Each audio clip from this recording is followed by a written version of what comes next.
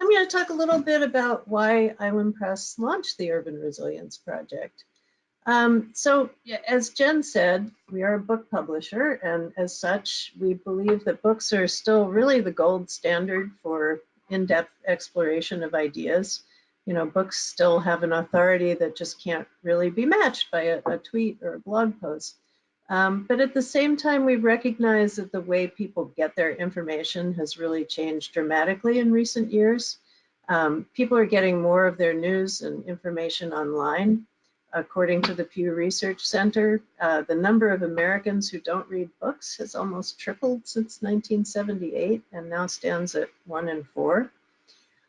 So to reach people with information about environmental problems and solutions, we realize that we really need to communicate through many different channels, you know, digital and print, online and off.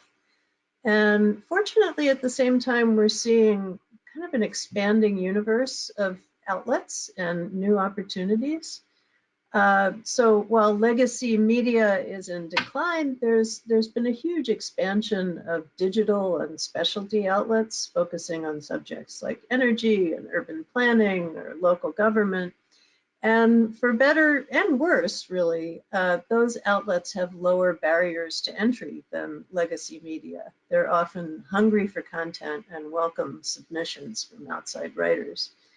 And at the same time, the rise of social media means that after an article or op-ed is published online, there are many opportunities to amplify it and expand the audience.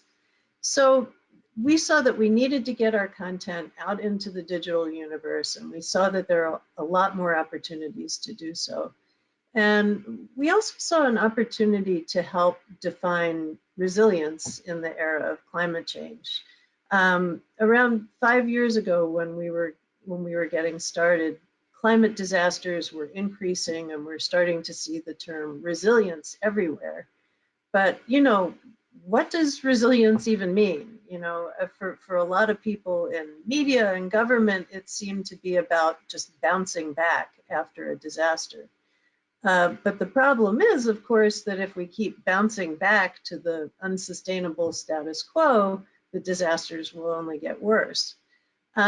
So with support from the Kresge Foundation, we interviewed dozens of scientists and activists and others to figure out what truly resilient communities would look like. And the result was a report called Bounce Forward, which showed that true resilience means that basically we have to rethink all of our systems, energy and water and food, the built environment, to make them sustainable and climate ready. And it also really showed the need for greater equity so that both risks and opportunities are shared more fairly. And the good news is that there are a lot of people and organizations across the country that are approaching climate resilience in this way. So we got grant support from the Kresge Foundation and the JPB Foundation to lift up that work.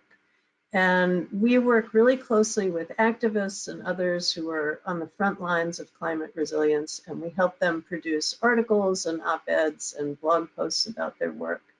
And then we help them place that content in various media outlets so they can inspire others. And if you are working on articles or op-eds on those themes, we would be very happy to work with you as well.